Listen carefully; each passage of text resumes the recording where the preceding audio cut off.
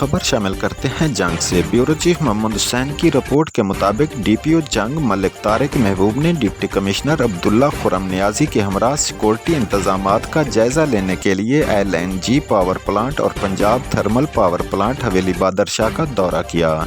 इस मौका पर इंचार्ज सिक्योरिटी कमर अब्बास और दीगर सिक्योरिटी अफसरान भी डीपीओ के हमरा मौजूद थे। सिक्योरिटी अफसरान ने डीपीओ को पावर प्लांट, चाइनीज इंजीनियर्स और वर्कर्स की सेफ्टी और सिक्योरिटी इंतजामात बारे ब्रीफिंग दी।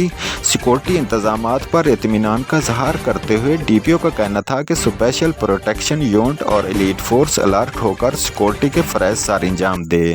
फुल प्रूफ सिक्योरिटी के लिए SOP के मुताबिक इक़दामात अमल में लाए जाएँ। एंट्री पॉइंट्स और चेकिंग का अमल मज़ीद मौसर बनाया जाए।